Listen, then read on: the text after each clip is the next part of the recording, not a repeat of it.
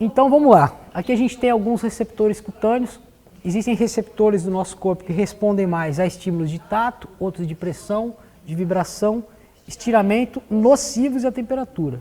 Então aqui a gente tem alguns exemplos desses, de receptores que respondem melhor à pressão, receptores que respondem melhor ao tato, receptores que respondem melhor à vibração e os receptores que respondem melhor à dor, e não que carregam a dor. Lembra, não existe um receptor que carrega a dor, existe um receptor que capta o quê? Uma terminação nervosa livre que capta estímulos nocivos, estímulos mecânicos, térmicos e químicos vindos da periferia.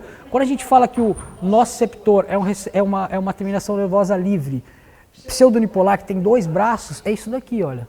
Isso aqui é um neurônio pseudonipolar, então ele tem dois braços. Um braço desse aqui, dele, está na periferia. O corpo dele está no gânglio da raiz dorsal. E esse outro braço dele está ali na medula espinal, onde a gente já começa a falar dos centros superiores. Então ele tem uma conexão entre a periferia e o cérebro.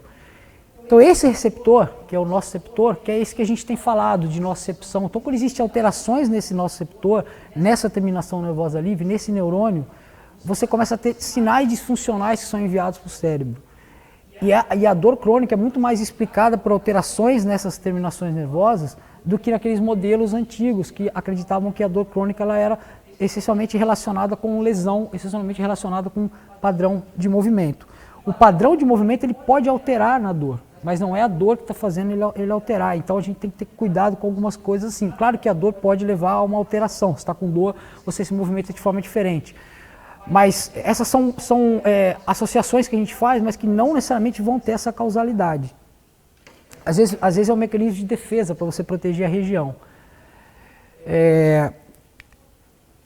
Então, como que acontece esse sinal aqui?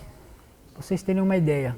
Para que o estímulo saia, eu vou voltar aqui para ficar tranquilo de vocês entenderem. Para que o estímulo saia aqui da periferia, onde tem o fogo, e chegue aos centros superiores, ele passa por 4 fases. A primeira fase é a fase de transdução, onde esse impulso mecânico, térmico e químico vira potencial de ação. O corpo precisa entender, o cérebro precisa entender isso. E para que ele seja entendido, esse estímulo ele é codificado, ele vira um potencial de ação. Didaticamente, a gente chama de 4 fases, mas na real mesmo, a gente tem a fase de transdução e de percepção. E de modulação, de transdução e modulação, porque na verdade a partir daqui você já começa a ter uma modulação. Mas didaticamente você tem a primeira fase, que é quando você tem o estímulo mecânico, térmico e químico, e ele é transformado em potencial de ação. Lembra, esse estímulo ele precisa chegar aqui em cima. Esse estímulo que está aqui, ele precisa chegar lá em cima. Então aqui ele foi entendido como potencial de ação e daqui ele vai para cá. Essa é a fase de transmissão, ele é transmitido para o cono posterior da medula. Então é isso, ele saiu daqui e foi transmitido para o cono posterior da medula, que é a medula espinal, aqui é o cono posterior dela. Então ele é transmitido para cá. Quando ele chega aqui, no cono posterior da medula, ele é modulado. Ou seja, quando ele chega nessa região, ele vai subir o cérebro. E ele pode ser modulado para cima ou para baixo. Ele pode ser modulado de forma que ele é potencializado e aí o cérebro vai entender isso como uma possível ameaça, ou ele pode chegar atenuado, onde o cérebro não vai entender isso como ameaça e provavelmente não vai transformar isso em estímulo doloroso. As pessoas que têm fibromialgia e dor crônica, geralmente elas têm essa modulação alterada. Então quando chega esse impulso aqui, ele é percebido de uma forma diferente, exacerbada. E aí o que acontece? Vai lá para cima um sinal totalmente disfuncional.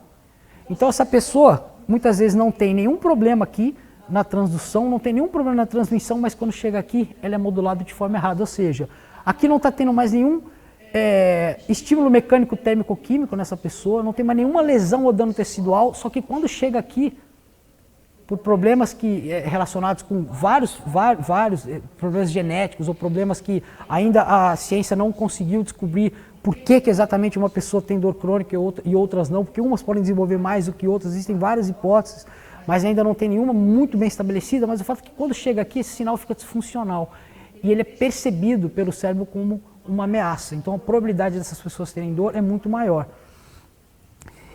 Então, dentro dessa fisiopatologia, geralmente os medicamentos, eles tentam trabalhar nessa questão aqui, nesse movimento que sai daqui para chegar aqui na modulação.